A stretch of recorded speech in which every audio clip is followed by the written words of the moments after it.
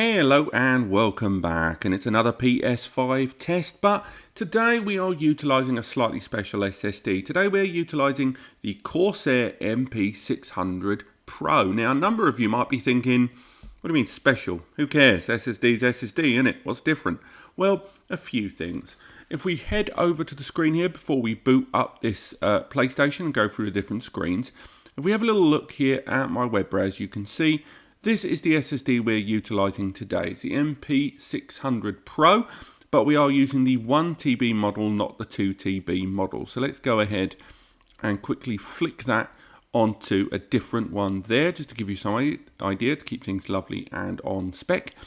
But the MP600 Pro, not to be confused with the non-Pro version of the same series, is an SSD with quite a decent little tech spec underneath the bonnet. If we go into it, we can see there with a reported sequential read at 7,000 and sequential write at 550, or sorry, 5,500 I should say. It's actually not too shabby.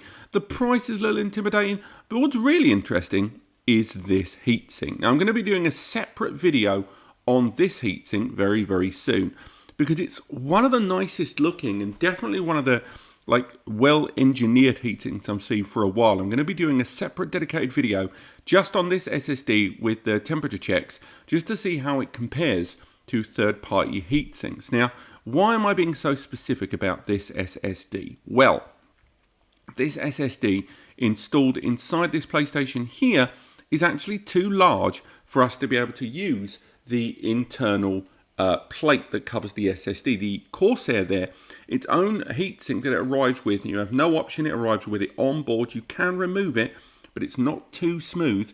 It actually is too big for the cavity on your PS5. So the result's going to be, if you go for this SSD, there's a likely possibility that you're going to have to run your system without the cover on the top. And some people do wonder how that affects long-term performance. So I did think it was worth highlighting that this SSD, not only is it quite a high-performing SSD with a first-party included heatsink that arrives by default, but also that it will force you to not be able to use that overall cover, which is quite important.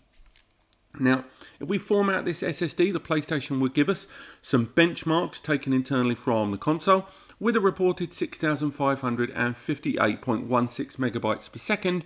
That's a decent little benchmark there, well over 1,000 megs, more than what the system has as a minimum requirement. So let's go ahead and boot up our system and begin the first part of our testing. We're going to carry over the 5 games that we've been testing in our second phase of testing, which are Demon's Souls, Ratchet and Clank, Resident Evil, and Doom and GTA. In our third tranche, do look out for that. We're going to have Borderlands 3, Star Wars, In Rays of Light, and Spider-Man. But for now, we're going to move over the games that we've used previously. If we head into the settings menu there, as always, we can go down there, go into storage. There is our console storage. It's looking pretty bleak at 75 gigabytes remaining. And there is our Corsair MP600 Pro, the 1TB model right there.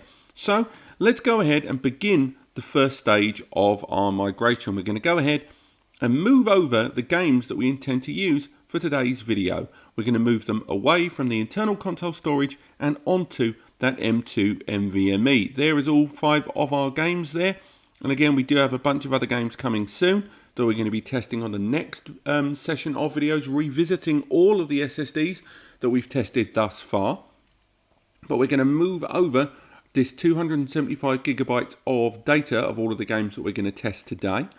Let's transfer them all now. We're going to do a little bit of a talk about this, because a number of you, this might be the first video in my series that you're watching. I'm sure it isn't. A number of you have been following this series, and as repetitive as it can be to watch the same loading tests over and over, and I know it's dull, we have to test all of these SSDs equally in each phase of our testing. So it's going to be repetitious. But if you are one of those people that is watching this for the very first time, this is your first time watching a video in this series, let me explain what you're seeing here right now. We are migrating the data for all 5 of these games from the internal PlayStation 5 SSD and over to our M.2 SSD, the Corsair there. However, in this process you're seeing right now, 275 gigabytes of data should transfer considerably faster than this in this setup. We have an internal SSD that has a read speed of around 5,500 megabytes per second, at least sequential, and the drive that we're writing to has a potential 5,500 megabytes per second write. So at 5.5 gigabytes, it should not take this long to transfer 275, bearing in mind, of course, that a lot of this data isn't going to be sequential, it's going to be a lot smaller and random, which does always play its part. So right now, throughout all of my testing of these SSDs, in every single phase of the test, when we revisit the old SSDs and the new ones, bear in mind that there's definitely some kind of bottleneck. We are watching data being moved over, but either the data is being encrypted, compacted, compressed, uncompressed. Maybe there's an element of verification for anti-piracy. We're not sure, but one way or another, there is a bottleneck in the middle here. So we are not bench testing or comparing the movement of data between the console and the SSD against other SSDs. It wouldn't be fair because of this bottleneck. Indeed, every time we've moved this data over, it's taken pretty much the same time, with about 10 to 15 seconds difference.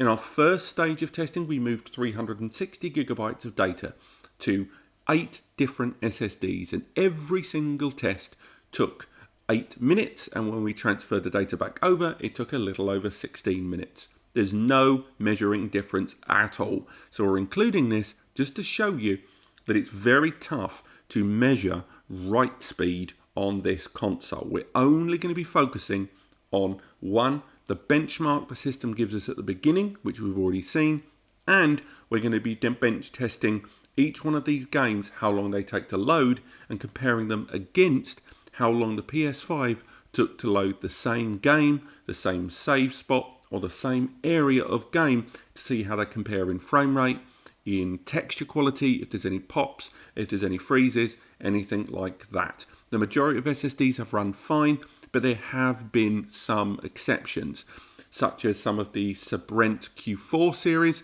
which were already under the recommended minimum, along with the Silicon Power US 70. But the bulk of other SSDs have either matched the PS5 loading time or even exceeded it, in the case of the WD Black and the FireCuda 530. But for now, I'm going to fast forward to the completion of this moving of data so we can begin the testing of our 5 games today. So the games have moved over, so for now let's make our way back into the main menu there. We've got the PS5 version of Doom Eternal ready and lined up. As you can see, bottom right of the screen there, it is the M.2 SSD right there at the bottom. And the same goes for the bulk of our games as we move through them now. But again, we are going to be going through Demon's Souls, Ratchet and Clank, Resident Evil, Doom and GTA 5, all for various reasons. But let's make our way into our first game. We're going to run from the title screen of Demon's Souls.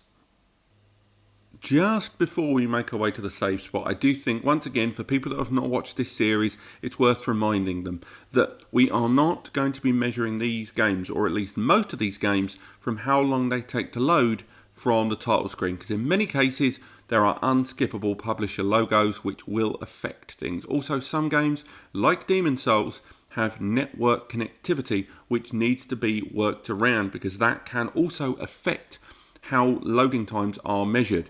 So in the case of Demon's Souls, what we do is we load from this point, and from here we bench test them. So we're making sure we are offline, and it is the same save spot every single time being utilized. So for now, let's compare this SSD, the Corsair, versus that of the PS5 in 3, 2, 1. And here we are in the Nexus world. We've utilized this before, and here we are comparing them right now. Now in the Nexus world, it's the kind of hub world of this game, and it doesn't take long. That game took barely 3 seconds to load, I believe, and I didn't see any difference there, or at least felt no difference, between how the Corsair loaded and that of the internal PS5 SSD. The next test we do is loading up the Smithing Stone save spot here. It's got a bright, large, open area with quite a lot of enemies and AI to deal with. So for now, let's go straight in. 3, 2, 1.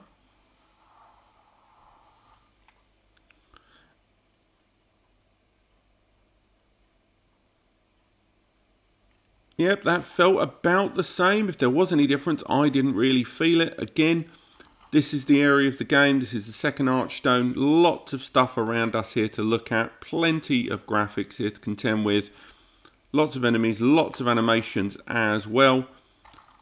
And again, maybe I'm going to get killed here, but it looks like that's running absolutely fine. There's no drop in frame rate. There's no texture problems. Things seem to be running as fine as you would like them. No slowdown at all. And then for no reason whatsoever, I decided to do a backstab there. I'm astounded I didn't hit that guy. But yep, that seems to be loading. We're just going to quickly check how things look outside this window area here. And we'll start making our way back to the main Nexus hub world there, just to measure the next archstone. But again, yes, I'm seeing no drop in frame rate there. It seems absolutely fine to me. Now, we test Demon Souls. Each one of the games we test in the second phase of testing, we pick for a specific reason. The reason we picked Demon Souls is because it was a launch title from PS5 and it advertised very heavily on the game's ability to take advantage of the fast internal SSD of the PlayStation and how it, working in conjunction with the CPU, the memory and the GPU, do such a great job. So we're testing this game one last time with a different archstone just to double check that this M.2 expansion SSD still runs just as well. But we're going with the Gates of Boletaria. 3, 2, 1. This is one of the earliest phases of the game. And that, to me, felt like it loaded exactly the same amount of time. I felt no difference there. Again, it's a big world. I think most of this area you can actually navigate, with the exception of just behind that gate, something I've never understood. But everything seems fine. The textures are fine. There's no blocking there on the background, a lot of these textures. Everything seems to be running as I would like. And again, we can run all the way through, but for me, that is seemingly running absolutely fine there. The textures, the lighting, and then of course what we do now is we quickly run into the next area just to make sure that the game isn't just going to destroy a load of textures there and we don't have a problem with it, so we can go in and out there as it loads in the next area. But absolutely fine, we're seeing no problems. So I think for now that's the Demon Souls test. Next we're going to go on to Ratchet and Clank, a game that generates a whole lot of game textures and lots of game graphics very quickly. But for now, let's make our way back into the PlayStation menu and load Ratchet and Clank.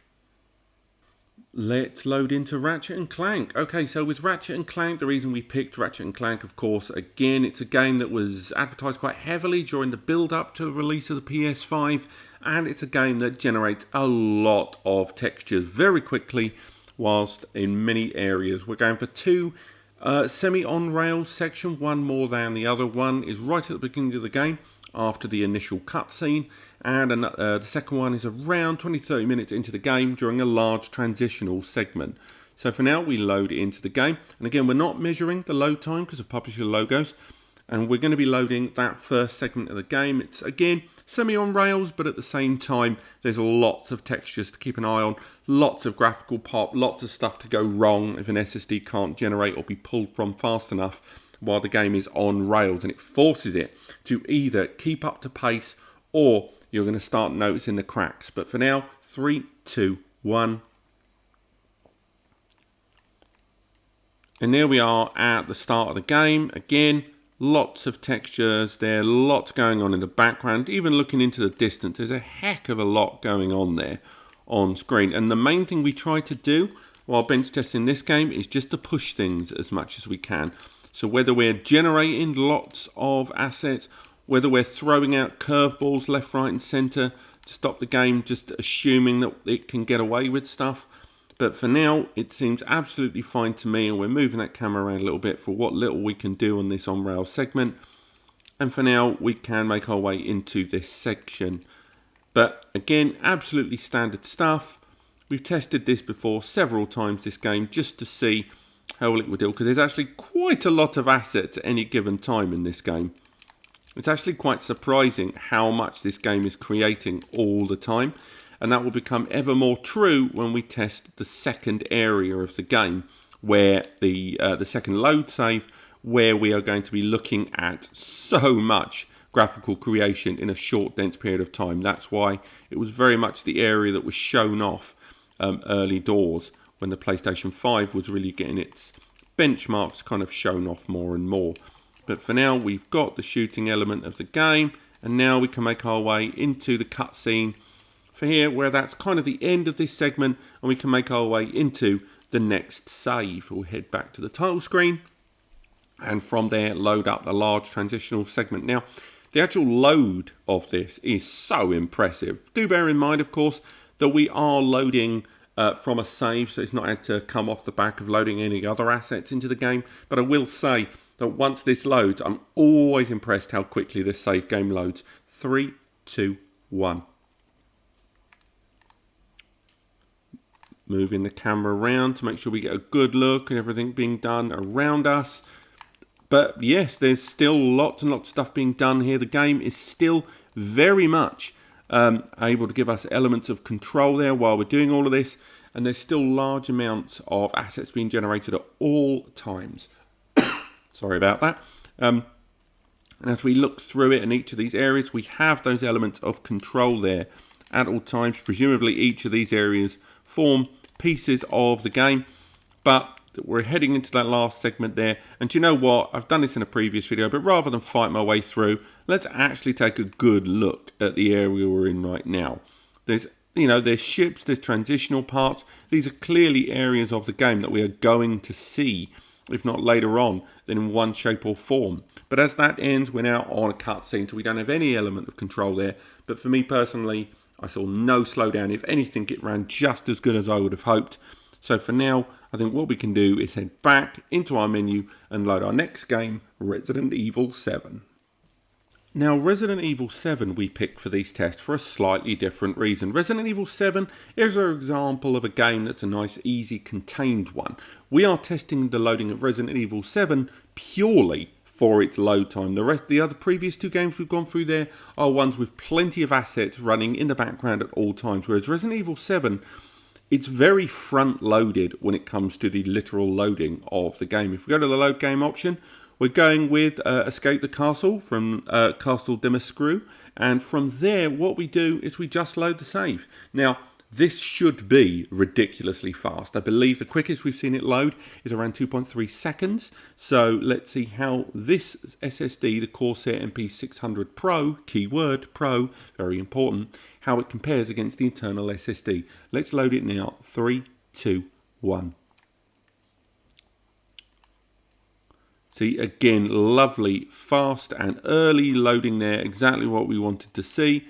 And again, we can run past this woman here. Lighting, always tough to record here as we go through it. We've done this before.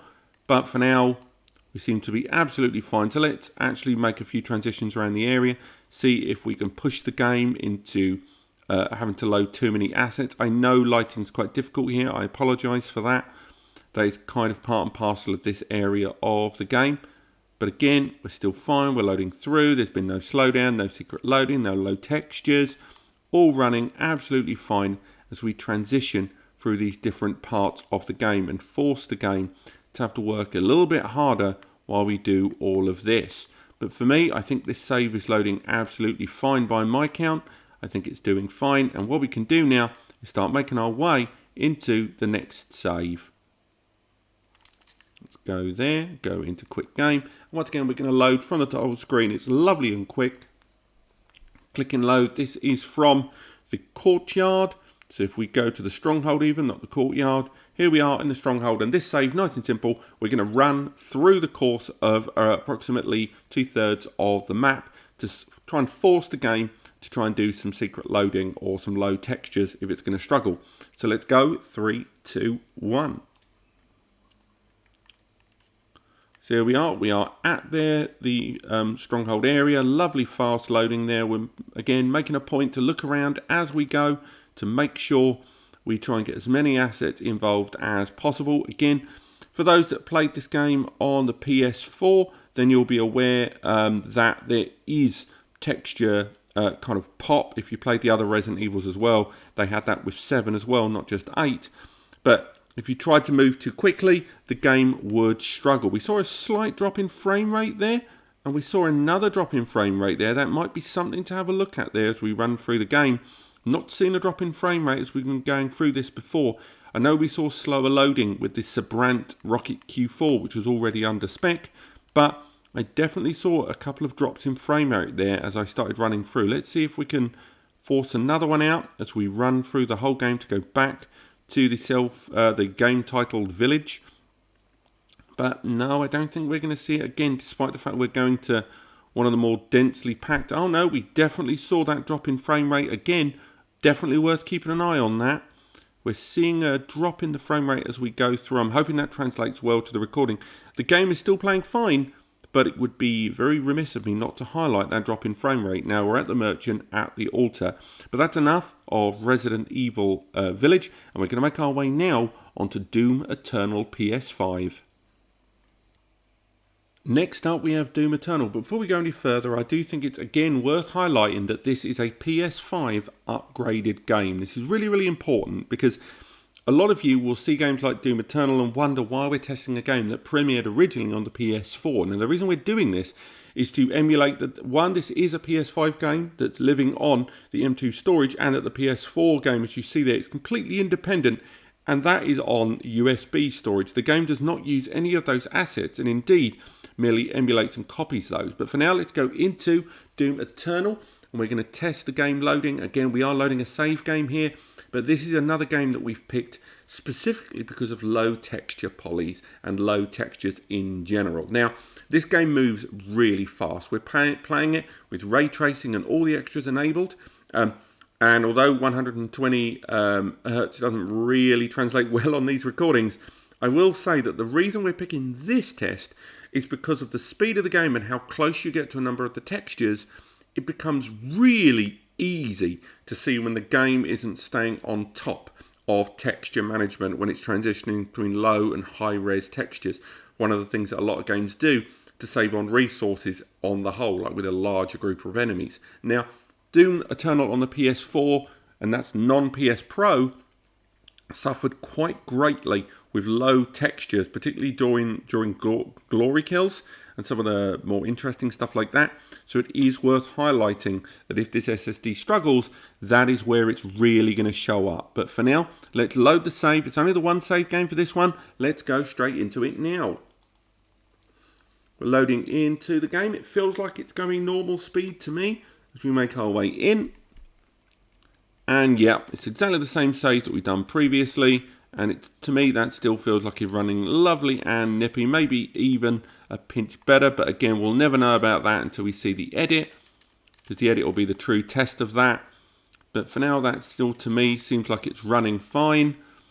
And again, we're just trying to test out as much close proximity to test those texture generations as possible. So again, we should be seeing plenty there to be getting on with. And for now, we can go ahead and try and get a little bit more of those glory kills just to show off some of those extra textures. But they all look sharp as hell for me. And, you know, that to me is pretty good. I know, obviously, in the pre-record, it's going to be very hard with the compression on those corners of the screen to show off that quality more. But take my word for it, it's still looking absolutely fine and sharp there. But for now, let's make our way on to our last game. One that is going to always be an interesting one. It is GTA 5, a game, of course, we choose because GTA 5 has some of the worst loading time out there. Anyone that's ever played GTA 5, and let's be honest, it's like 95% of you, GTA 5 has the longest, slowest, dullest load time. And even on the PS5 hosting the game, and again, this is a PS4 game on the PS5 storage, it still takes a while. I know there is a PS5 upgrade of this game in the works, but for me, I'm still surprised that the game takes as long as it does. So let's compare this against the internal SSD. 3, 2, 1.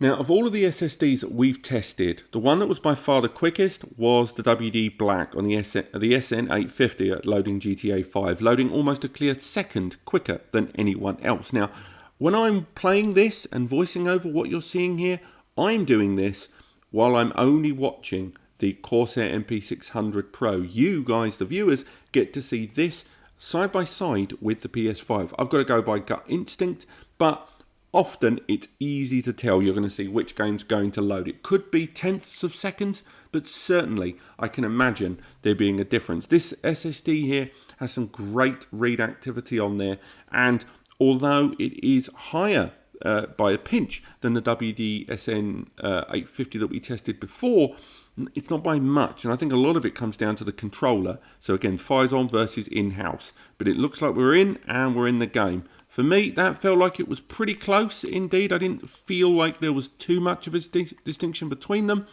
But what we're going to do is load a little into the game, and then from here, we're just going to see if we can push the game into having any kind of texture or pop issues. I'm still thinking about that of the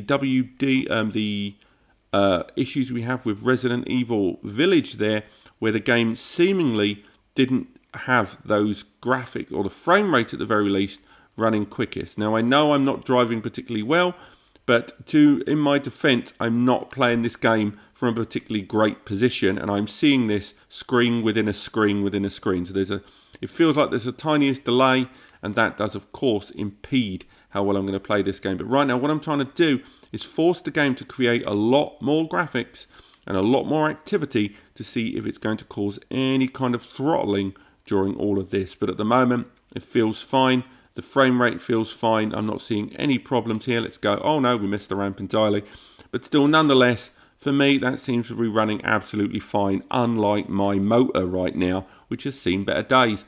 But for now, let's come out of GTA and go into the last part. We always end this on the videos while we do our summary. Let's move all of these games back onto the internal SSD for another test, but also to kind of highlight that point I made about the internal bottlenecks. So let's transfer that data back over now, and as it transfers there, once again, this should be a lot quicker. Even if you reverse things and assume that the internal PlayStation 5 SSD's performance isn't quite as high in write as it is in read, it still doesn't really matter, because this isn't actually that much data, and this transfer takes something like 25 to 30 minutes, which is a hell of a long time for that much data, and only further highlights there is definitely an internal bottleneck here, something I've mentioned in other videos, and I apologise if that's repetitious, but it's a point that has to be made. But nonetheless, as we go through this transfer, let's summarise what we've seen today.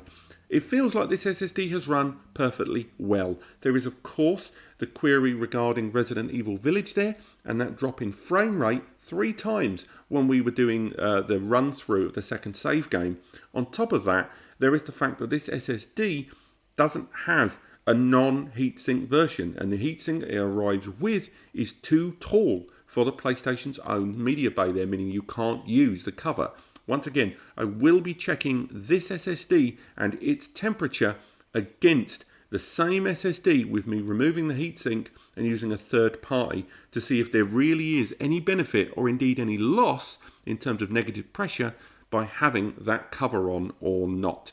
But with the exception of that, I do think this SSD is fine for PlayStation 5 use right now. Yes, we're testing this in beta while the beta software is out there, and do bear in mind you're going to need to have that beta as of the time of recording in order to upgrade. On top of that, once this gets fully released, we're going to have a better understanding of which SSDs are the best supported by PS5, and right now this one seems more than capable to be supported and on the compatibility list thanks to that read and write value that it has. So if you are looking for an SSD and you see this one at a bargain, definitely it's worth considering, and hopefully when it's out of beta and full release this software, that will only make this even more of a concrete and correct suggestion. But thank you so much for watching. If you've enjoyed this video, click like. It helps me understand what you guys want to see in these videos and adapt. We've only got 2 SSDs left to test in our phase 2 testing of these games for PS5, and then we're going to move on to the stage 3 tests with other games and some other extra special tests, so stay tuned for those.